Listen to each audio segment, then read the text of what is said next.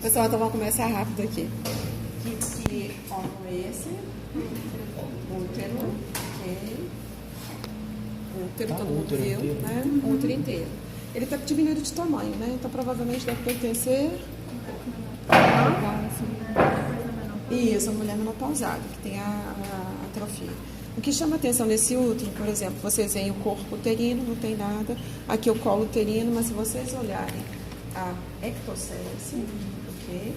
Ela está espessada, branco-rosada, enrugada, lembrando pele. Então nós temos aqui uma epidermose. O que aconteceu aqui?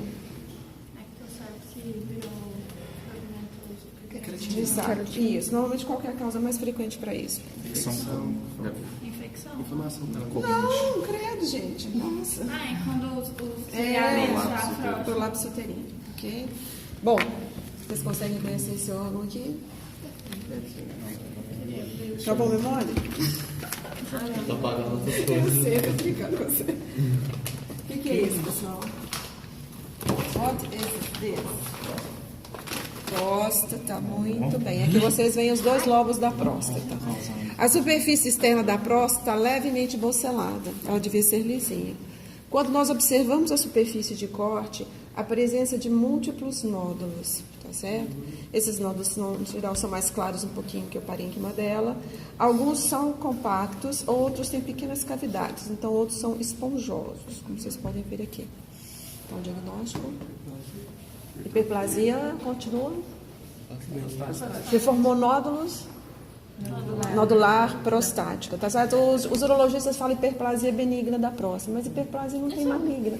É um nome incorreto, tá certo? Não existe hiperplasia maligna. Ok? Hiperplasia nodular prostática. Nodular prostática. Pessoal, o que acontece com o paciente que tem hiperplasia nodular prostática?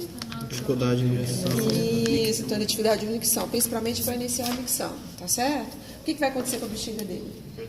Vai hipertrofia, porque ela vai ter que fazer um esforço miccional. Com o passar do tempo, essa bexiga que estava hipertrófica, ela pode acontecer o que com ela? Por insuficiência, ela simplesmente faz isso. E quando acontece isso, o que o paciente apresenta? Incontinência urinária, justamente. A bexiga vai enchendo, e de repente solta. Então ele já não tem mais continência. E o que predispõe uma hiperplasia de próstata? A que predispõe, aliás? Hã? Não, a que predispõe? Infecções urinárias, né? Ok. Pessoal, esse órgão aqui, vocês conseguem conhecer? Então, a superfície externa do rim está bocelada. Ok. Quando nós olhamos a superfície de corte, nós temos uma dilatação e deformação do sistema pielocalicial, certo? E além disso, nós temos uma redução do parênquima renal. Apagamento, limite córtico medular, não consigo mais ver onde era córtex, onde era medula. E nesse rim aqui especialmente, vocês veem um ureter dilatado também e de parede espessada, tá certo? O que tinha aqui, a montante aqui, aliás, a jusante, né? Que levou ele dilatar, o sistema perocalicial também dilatar, e no caso aqui hipertrofiou provavelmente a camada muscular do ureter. Cálculo, pode ser cálculo, mas é uma obstrução, tá certo? Então, essa obstrução vai levar a essas alterações no parênquima hepático. Isso aqui é uma hipotrofia, tá certo? Seria uma hipotrofia patológica, né? Isso, mas o diagnóstico não dá para peça. Hidronefrose, certo? Isso aqui é uma hidronefrose. A hidronefrose também predispõe aqui. Infecções, certinho? Por que acontece na hipotrofia? Porque aumenta a pressão dentro a urina vai aumentando, como ela está sendo produzida, não é liberada, aumenta a pressão e ela vai comprimindo, tá certo? Então esses vasos vão ser comprimidos, vai levando a hipotrofia, ok? Então é por falta de suprimento sanguíneo. Eu fiquei com dúvida, porque a hipotrofia vai acontecer principalmente com aquelas células que não dividem tanto. Isso. Por exemplo, células musculares. Aí quais são as células que estão entrando em hipotrofia? Aqui as células tubulares, principalmente. Se você examinar um rim com hidronefrose, você vai que os túbulos vão atrofiando, tá certo? No caso, o epitélio tubular, ok? Muito bem. Pessoal, isso daqui, ó, eu posso ter um rim que transforma-se praticamente num balão por causa disso, tá certo? Então, eu tenho diferentes graus. Ó, mostrei esse aqui para vocês. Esse outro aqui, se vocês quiserem ver, o mesmo quadro, certo?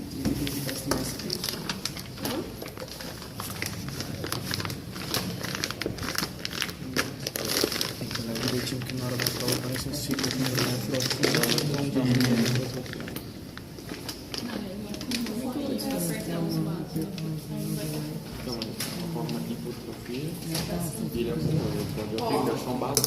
Veja aqui um outro rim, tá certo? Bem devagarzinho, tá vendo? Isso aqui é a peça dos meninos lá onde eles estão fazendo ouro. Ok?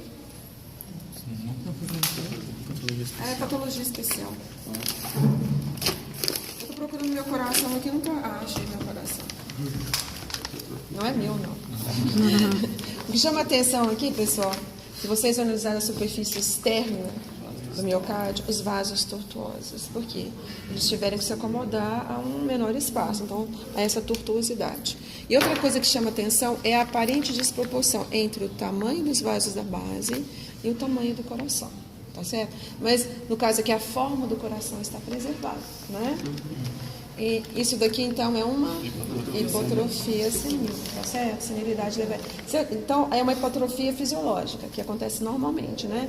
No caso, o paciente está vivendo adequadamente com esse coração de tamanho reduzido.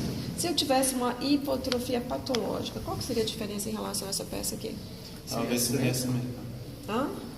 Assimétrico, justamente. Então, aquela área que está sofrendo, por exemplo, uma obstrução de um ramo da coronária, ela atrofiaria, certo? Muito bem. Bom, não é esse que é o coração cara de carneiro, não, né? É na não, hipertrofia. não, na hipertrofia. Seria esse daqui. Você vê isso daqui, certo? Então, da cara de carneiro. É. A testa de carne, parece aquela testa, assim, proeminente. Bom, aqui um outro coração, tá? Tá seccionado, aqui você não vê a tortuosidade dos vasos, então, portanto, não tem uma hipotrofia, ok? Mas quando vocês examinam aqui, vocês veem que no ventrículo direito, tanto a parede livre quanto a parede septal estão espessadas. Vocês lembram qual que é a espessura normal da parede ventricular? Até 1 centímetro. Até 1,5. Tá certo? Esse aqui nós tínhamos medido antes, estava medindo 2 centímetros. Então, diagnóstico: hipertrofia ventricular esquerda.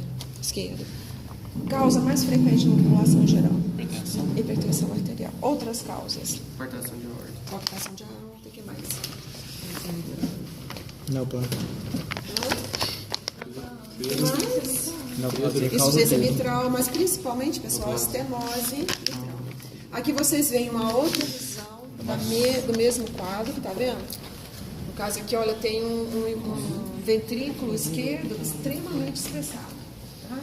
Então, é uma visão em corte coronal isso daqui, transversal, ok? Muito bem, continuando. Acho que já falamos da coisa, hipotrofia, hipertrofia, hiperplasia, já falamos de todas elas, né? Agora vamos começar com neoplasias.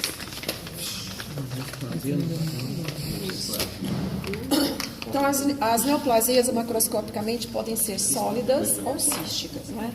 Eu estou mostrando aqui para vocês uma neoplasia cística. Isso daqui é um ovário, se eu colocasse na prova, eu colocaria ovário para vocês, que não dá para adivinhar o que seria esse órgão, né? Mas ele ficou aumentado de tamanho e transformado nessa massa cística. A superfície externa, aqui ela está enrugada assim porque tirou o conteúdo dela, mas ela é lisa, é brilhante, pode ser rosada, brancacenta. O desenho vascular é bem proeminente, certo? E quando vocês olham a superfície interna, ela também é lisa, certo? Ou seja, não tem um epitélio crescendo e formando excrescências. Portanto, essa neoplasia, ela é benigna ou maligna? Benigna. Nome dela? Cistadenoma. Então, isso aqui é um cistadenoma do ovário, certo? Eu coloquei outro aqui depois para vocês verem, compararem.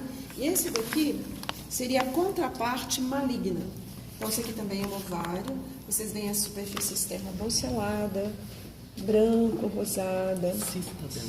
Cistadenoma, você pode colocar junto, tá certo? Ok? Agora vamos ver a superfície de corte. Na superfície de corte, eu ainda tenho umas cavidades císticas remanescentes, tá certo? Mas vocês veem que tem um tecido brancacento que está crescendo e infiltrando isso daqui.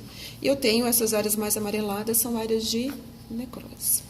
Portanto, isso é cistadenocarcinoma. Não cistadenocarcinoma do ovário. Por que você me fala que é uma neoplasia cística? Ó, tem remanescente. Tá vendo essas cavidadezinhas com esse material meio amarronzado? Isso aqui é a secreção que era mucinoso, isso aqui, que quando a gente fixou, ficou dura. Mas isso aqui são todas cavidades císticas. Certo? Na verdade, é uma mistura de sólido e cístico. Ele é multilobulado? Multiloculado é quando tem septos dividindo. Seria, se você considerar as várias cavidades císticas, é um multiloculado. Certinho? Então, prosseguindo. Vimos as neoplasias císticas, vamos passar para as sólidas. Tá?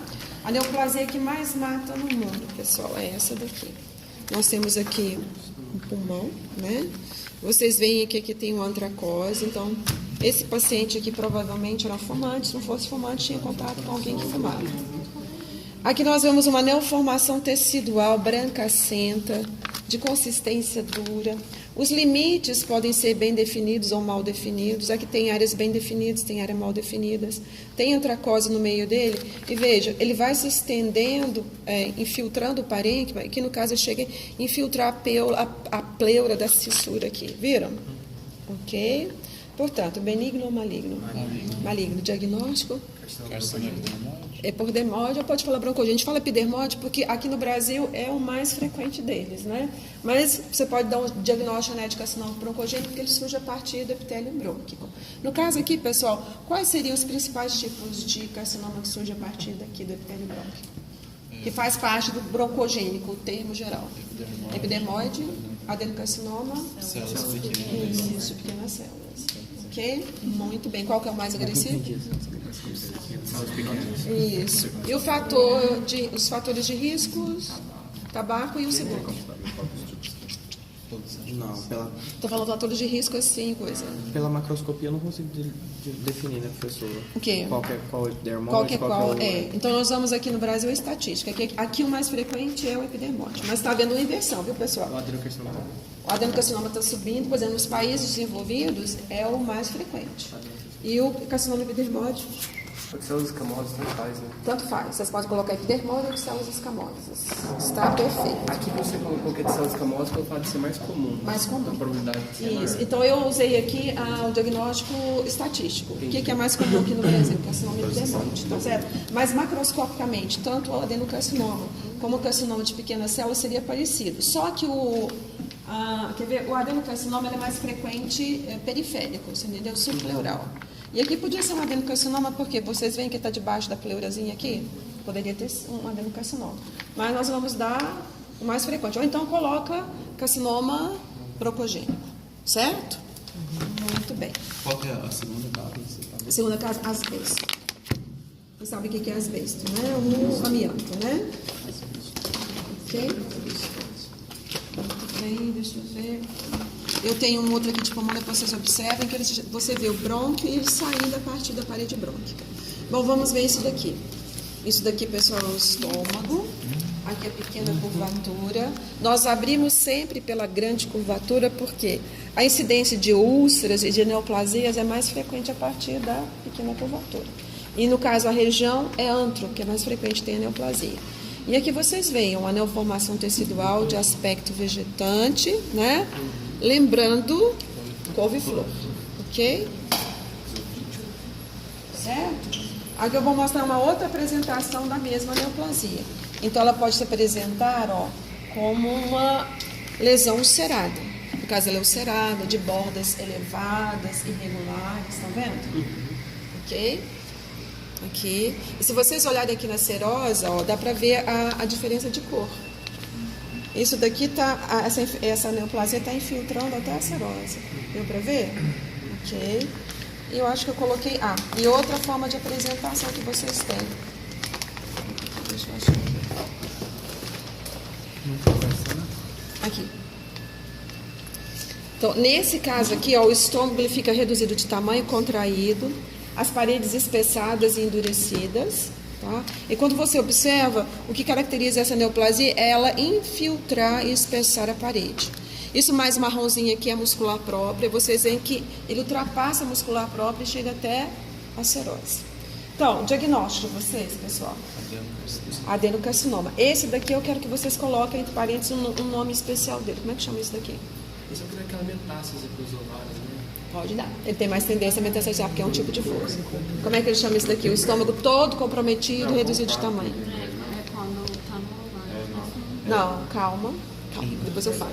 Como é que chama isso daqui? Linite plástica. Então vocês vão colocar adenocarcinoma linite plástica desse daqui. Certo? Linite. Linite plástica. L-I-N-I-T-E plástica. Pelo fato Porque de ter parece bastante- madeira. É pelo passo que ele fica muito duro, semelhante parece à madeira. E justamente. Então, linis em latim é madeira. Então, linite plástica. Tá? Ele é agressivo. Tá? No caso aqui, ele tem uma tendência especial a envolver serosas e envolver ovário. Da metástase bilateral para o ovário. Como é que chama esse metástase bilateral para o ovário? Krukenberg. Tumor de Krukenberg. Os dois são adenocarcinoma? Todos os três são adenocarcinomas. Certo?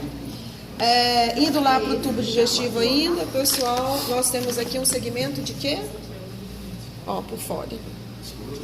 Intestino grosso. Vocês lembraram o que distingue que eu falei para vocês? Que é meso, espalhado, tá vendo? Ok? Ó.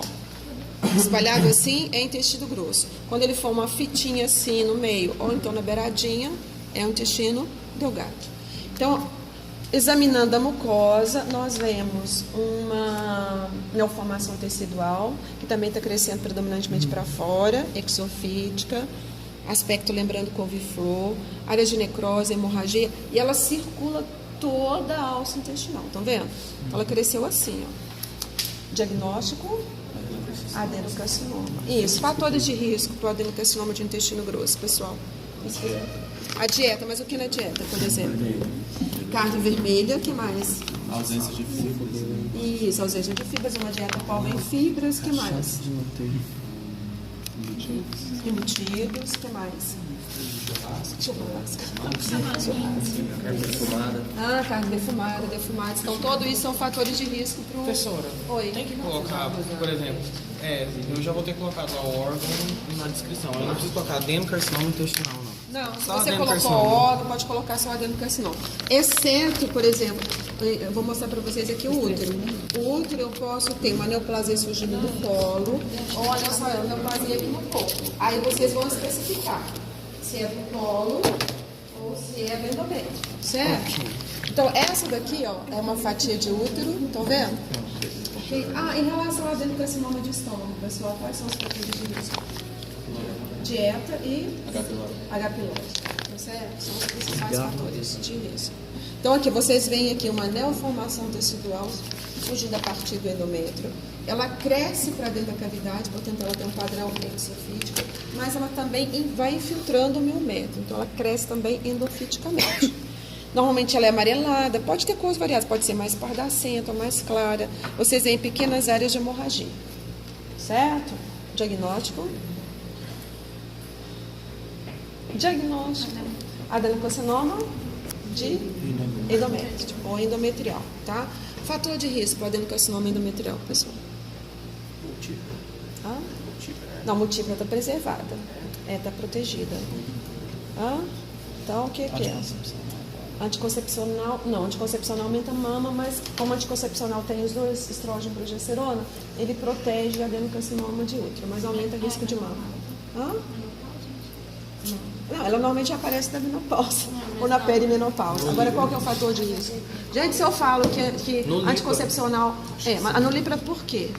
Porque ela não tem progesterona. Assim, tipo, Isso, então altas doses de é uma nulípara que não tem filhos porque ela é infértil. Se ela é infértil, o que acontece? Ela produz estrógeno, mas não produz progesterona. A progesterona protege. Então, o fator de risco seria um hiperestrogenismo, seja relativo. Relativo, quando eu falo, o que é relativo, pessoal? O nível de estrógeno está normal, mas a progesterona está lá embaixo. Ou absoluto. No caso absoluto, é quando ele está aumentado mesmo. O que poderia aumentar o estrógeno em nível absoluto aqui? Não, é que tem Tem alguns tumores de ovários que produzem estrógeno, então podia ser por causa disso, tá certo? Um dos motivos, ok? Obesidade, justamente obesidade pós-menopausa aumenta o risco de câncer de ovário, certo? Muito bem. Por quê? Porque ela tem que E isso produz estrógeno, certo? Muito bem.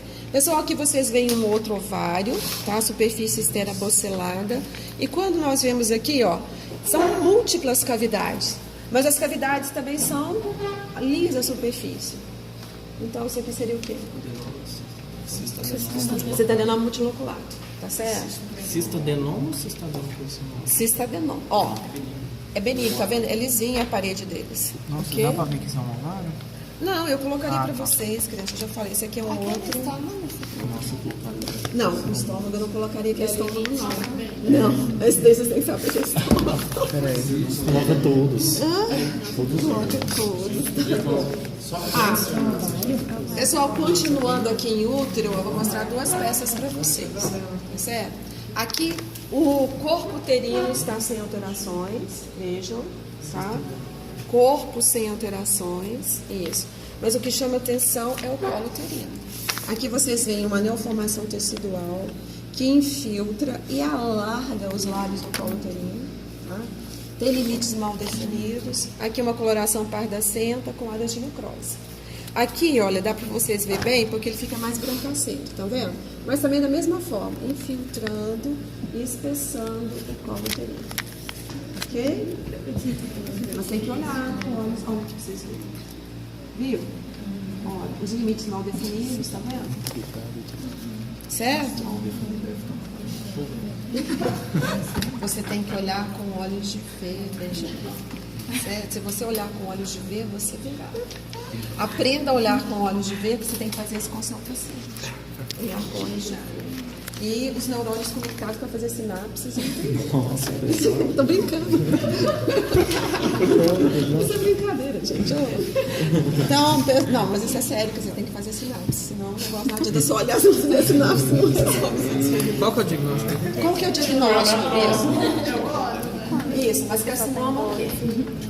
Ó, nós podemos lá partir do colo uterino, tem dois tipos de carcinoma, não é? Adenocarcinoma e carcinoma epidermoide.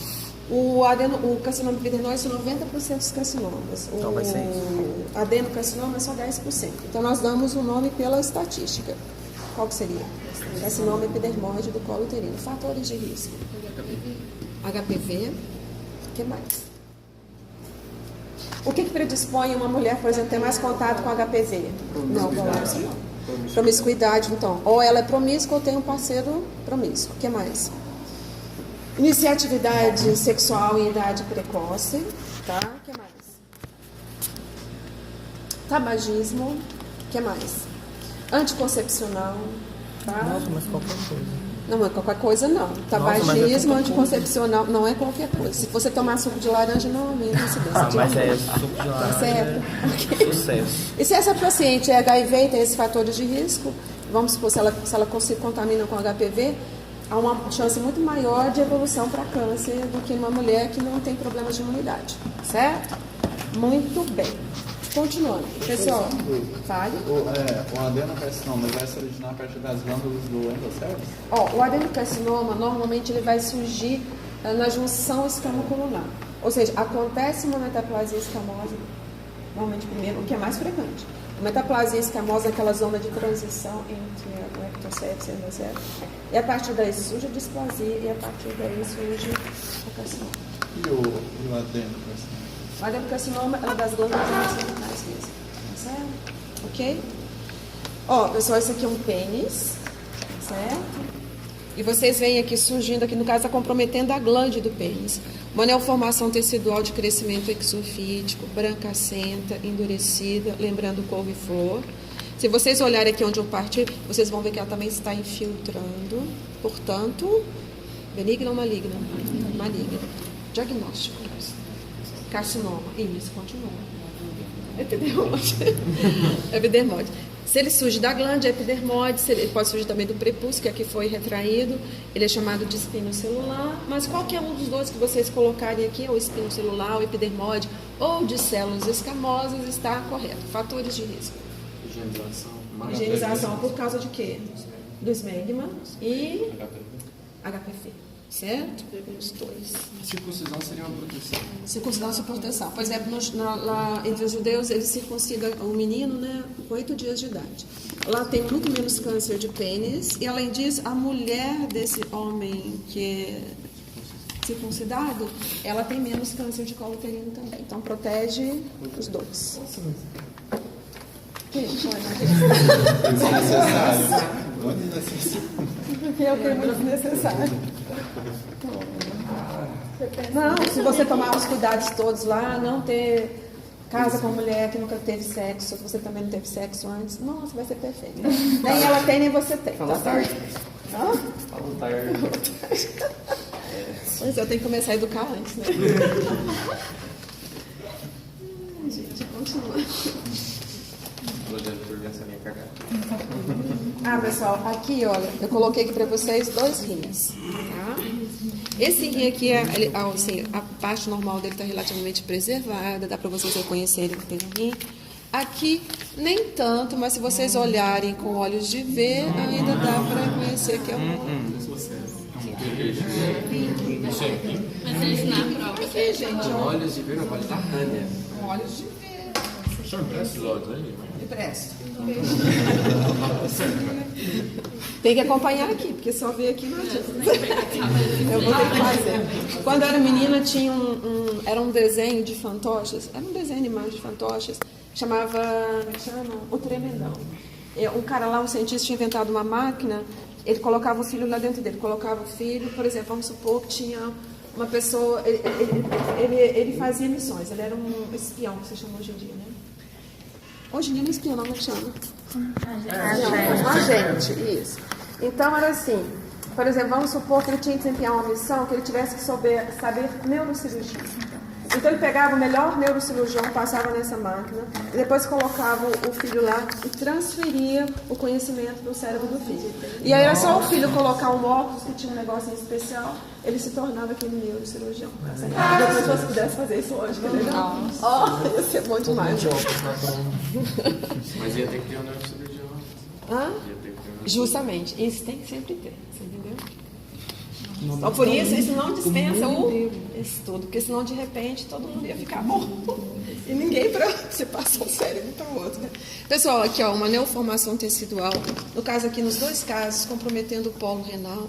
Eu coloquei para vocês verem um aspecto variegado, tá vendo, da neoplasia, a neoformação tecidual. Aqui, ó, ela tem áreas que ela tem os limites bem definidos, outras áreas nem tanto, tá? Mas vocês veem aqui que ela infiltrou e destruiu todo esse polo renal, tá? No caso aqui, ela tem áreas branco-amareladas, outras áreas branco-rosadas, áreas de necrose, hemorragia. Aqui, ó, ela tem vastas áreas de hemorragia, que é esse material escuro, áreas mais brancacentas, certo? Variegado, quer dizer, várias cores, variegado, aspecto variado. É porque a gente usa variegado. Patologista gosta de falar algumas palavras especiais, tá certo? Patologia também é cultura, vocês vão aumentar o vocabulário de vocês, tá? Pode. Pessoal, benigno ou maligno? Maligno. O diagnóstico aqui vai depender, porque o aspecto macroscópico é semente, vai depender da idade do paciente. Se eu colocar, por exemplo, se eu colocar um rim, colocar a idade, colocar criança, colocar assim 3 anos de idade, tumor de Williams ou nefroblastoma, que é a mesma coisa. E se eu colocar 50 anos, carcinoma, continue. Não. Ele vai surgir a partir do epitélio tubular, túbulo proximal. Então, carcinoma de células renais. Qual que é o nome do tumor de Williams, nefroblastoma. Nefroblastoma, tumor de Williams. Carcinoma de células renais. Certo? Pessoal, fatores de risco para o carcinoma de células renais. São 2 principais. Gente, para todo o sistema urinário. Não, crianças. Para todo o sistema. Rim, bexiga, uretra. Tabagismo. Olha, se a pessoa parasse de fumar, cerca de 50% dos cânceres simplesmente desapareceriam, tá certo? Vê como a gente, o ser humano é meio assim, tapadinho, né? Não é muito inteligente, não.